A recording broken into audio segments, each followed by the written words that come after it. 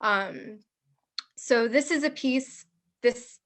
piece kind of came out of an attempt of sensing and recalibrating my senses around being shuffled, categorized, and interrogated, and out of a deep yearning for a home to be a safe place. Um, this thing is a kind of a post response to my piece. So if you haven't read it, it'll be a bit strange, but I hope there's something in here for you. Um, I suppose what I've been thinking about is how we move and bring forth and reside in safe intimacies, and how much of that is a negotiation. Um, it's a realization, I think, that a running from does not always bring forth an arriving to. Rather, it shows the entanglements of our lives and how binded we are in relationalities. And this isn't necessarily like a breakaway from a particular discourse around Palestinianness. Rather, it's a way of looking at return and Palestinianness.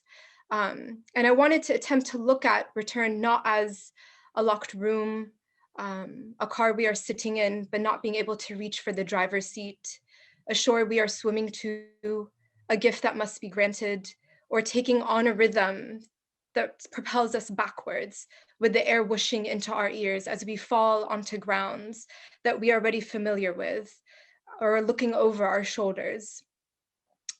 But I suppose it is over our shoulders, a fleshy specter, a humming. I live in London, and it is a noisy city. You get used to hearing certain sirens, certain words on the streets around you. You become enveloped in these sounds, in these sonic wearings, and the iterability of them start wearing into your daily life, giving it shape like water to stone. When the first lockdown was imposed last year, the sound stopped. There was silence, there was stasis. What movement gives shape to our lives and to our lives collectively when it is no longer being formed out of everything that surrounds us? And this is where I found myself inhabiting queer phenomenology. Return is not a space extended to us, and that forces us into stress positions in attempting to acquire a flexibility to reach it, to slip through the cracks, to rise up into it. If you pay $100 at the Allenby Bridge at the border between the West Bank and Jordan, you are granted by the illegal Israeli military forces to skip the lines of people waiting. You are treated to hot coffee in a large room with leather seats, a private taxi shuttling in between checkpoints, finished off with a blue and white Bon Voyage sign overhanging in between palm trees upon entering Jericho. The first time I saw that sign, I almost vomited. Straight hegemonic lines parading around as if they are extending themselves to us. But who is issuing the identity cards? Who's issuing the policies? Who's bringing in the vegetables and fruits? Who's controlling the water supply? These signs and dimensions of settler colonialism proliferate as time gathers in accumulation.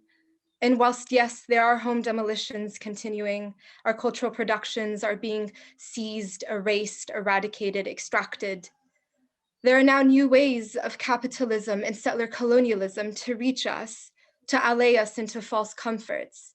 Economic trade deals after Oslo, privatizing sectors, welcoming capital and land brokers, creating a new predatory, ravenous settlement. Spaces, times, seats are not being open, not within reach, yet we contort ourselves to fit, and emerging from that are incredibly painful and disorienting processes. Why should return be shaped by our pain? Our bodies attempting to contort towards an object, a resolution, an institutional body, a soldier, a police officer, a debt collector. Return is being shaped within a hegemonic nation state capitalist mode. What is it exactly?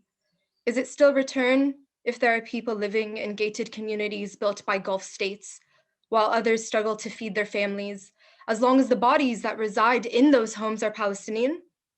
Settler colonialism has become infused with its extraction, That return is a mirage, a trap, a bank disguised as a home, the inside of an oil tank disguised as liberation. Try to take a deep breath in the atmosphere.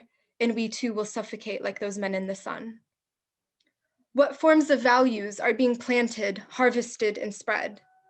Is return a container, a waiting empty to be filled with Palestinians' bodies? This is an attempt to grapple with this, and I suppose my piece is as well, and I continue to grapple with it. Return as a returning, not to a back, but to a dimension, alive, breathing, and rebirthing every day by the efforts to not recreate the very relations that harm us and continue to harm us. And in this way, return refuses to become organized, to become categorized. It becomes slippery because it continues to deviate away, spinning further out from the ideas and power dynamics that are being committed right now in the name of nation state building, in the name of neoliberal freedom.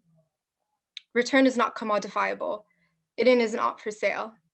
And to go against this, to imagine, to practice, to relate against these ways that seek to commodify every aspect of our lives, every aspiration, and our futures through new movements, that is where we meet and embody queerness in those deviations. And I look at return as a way of world making through new movements and senses. I want to change the feeling of return by returning the possibilities of where return arrives, can be found, and where we can be touching it. Thank you.